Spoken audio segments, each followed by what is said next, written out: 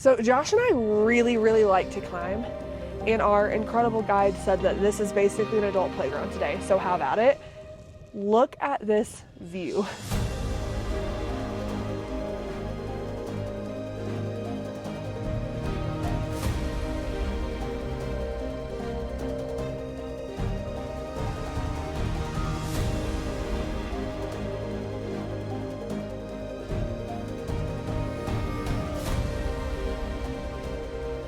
Alright guys, so we tried to film the opening to this video several times.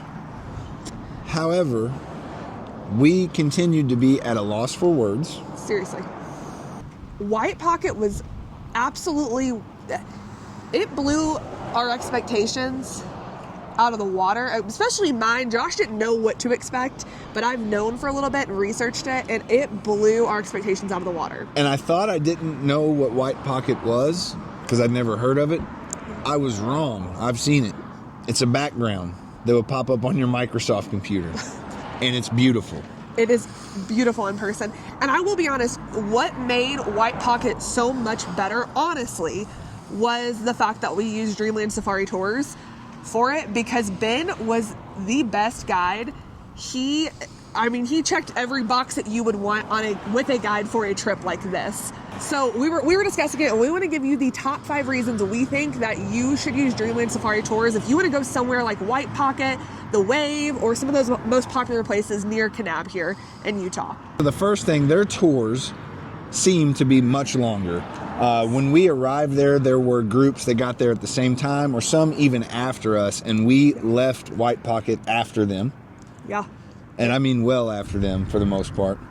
Yeah, there's not many groups that go out to White Pocket. He said most of the time you might see usually somewhere between like 5 to 10 cars a day at most. And when we got there were probably 3 to 4 other groups that were pulling up the same time we were. But yeah, like Josh said, they were all gone or leaving by the time we were getting to our car. So there was only one group I think that was left, and they were actually already in their car and had pulled away. The second reason that you should use Dreamland Safari Tours is because their guides are all naturalists. Every single one of their guides. So they give you so much information on animals, plants, geology, like so much. And honestly, Ben gave us the information in a way that wasn't overwhelming, and he broke it down to us so we can understand it a little bit more. He was very careful with asking, like, do you understand what that is? Or do you know what that term is? And if we didn't, he's like, oh yeah, no problem. He didn't make you feel stupid for not knowing. He was very informative.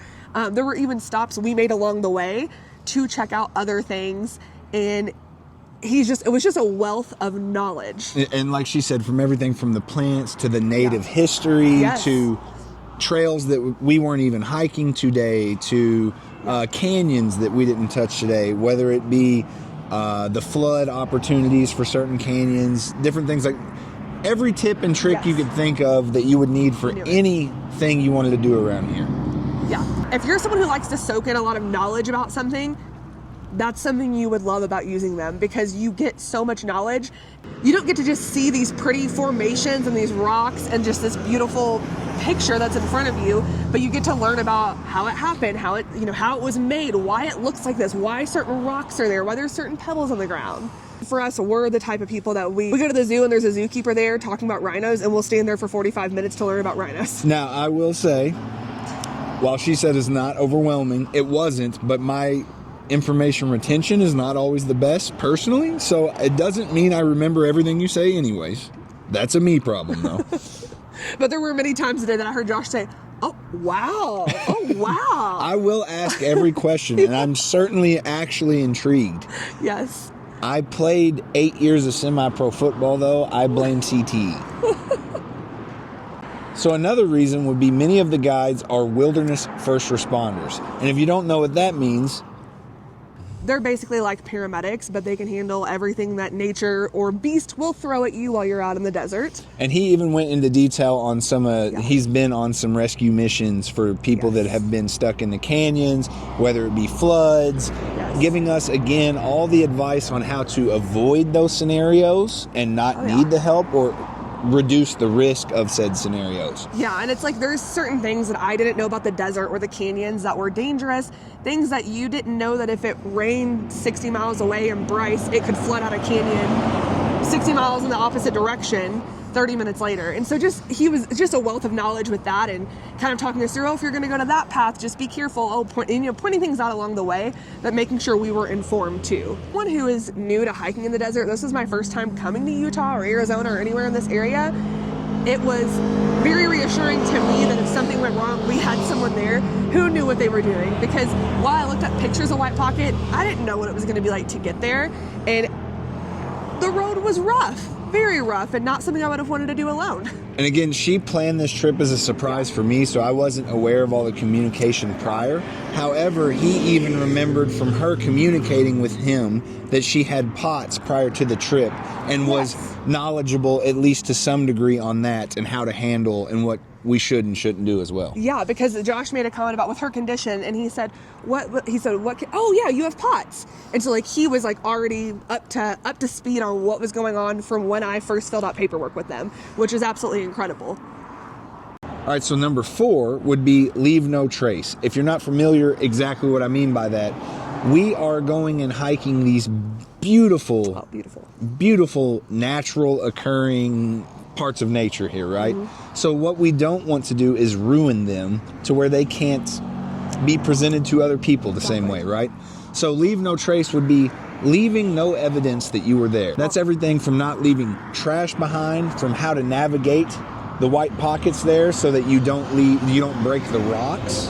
I mean, literally everything. You want to leave with no evidence you were there so that other people can also experience this and we can preserve nature to the best of our ability. Yeah, I mean, a few times today, Ben saw a piece of trash on the ground, and he actually had a plastic bag ready in his backpack, and he picked it up and put it in there, put the trash in there.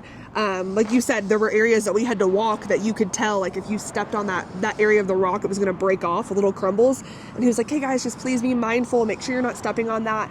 And so he was very intentional about that today, and that's something that they really stand behind here at Dreamland Safari Tours. As most people should, or everyone should rather, that is doing tours or even enjoying hikes through these areas. Because why ruin it for everyone else? Absolutely. The 5th reason that you should use Dreamland Safari Tours is because they have been in business for over 25 years.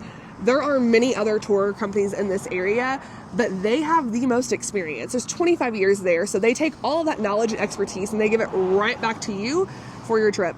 If you look them up, they have literally thousands of 5-star reviews, and a lot of those reasons are because of their guides.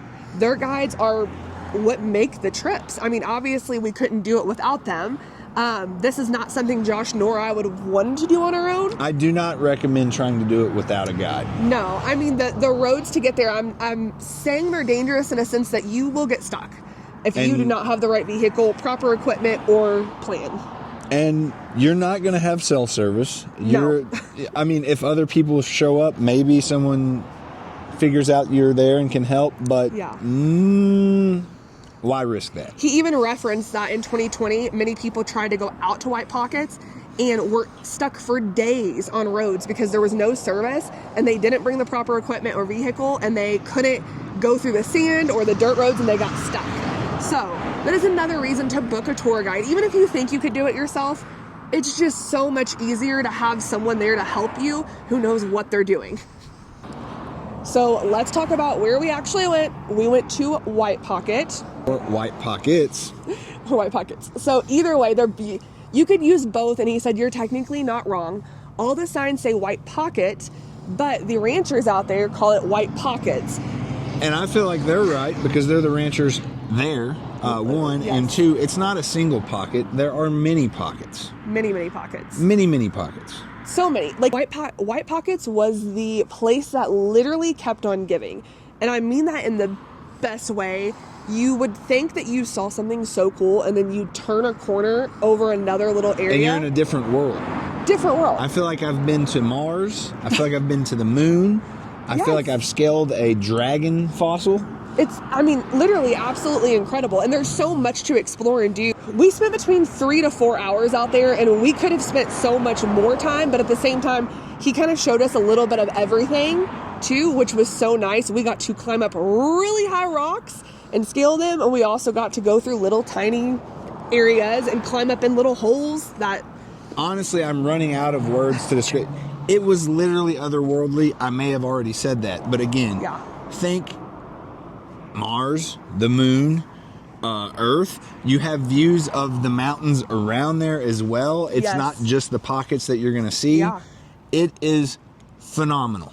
Absolutely. And it's funny when you get out to it because you're kind of on this really sandy road and you don't see it until you're basically up on it. You see a little bit of the top, but you don't see it until you walk up. And then everything you see is so much different than what you actually experience because, again, you turn the corner and it's different. You go from sand to white rocks to orange rocks to I don't know, why are we walking on a brain to it's phenomenal.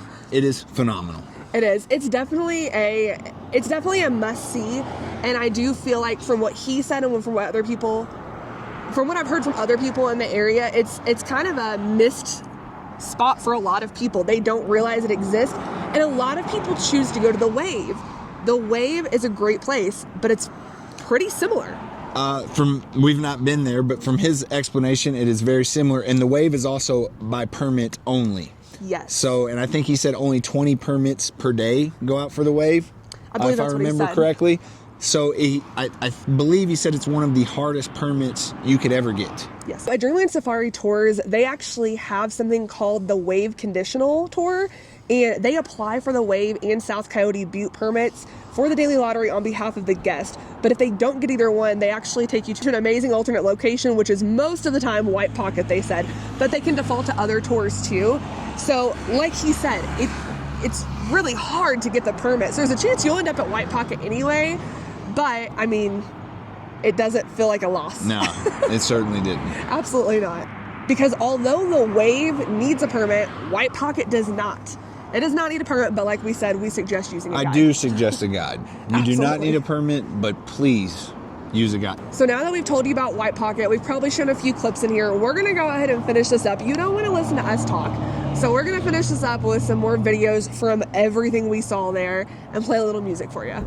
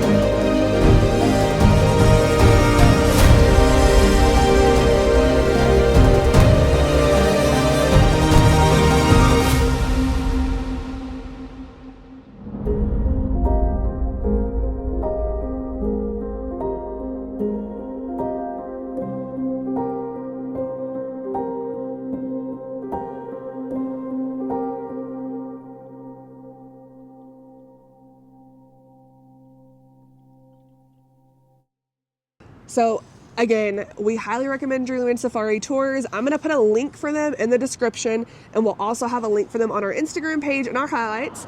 But we just want to say thank you to Dreamland Safari Tours for having us out and taking us on this incredible tour. It was such an awesome experience, and we cannot wait to check out more what they have to offer.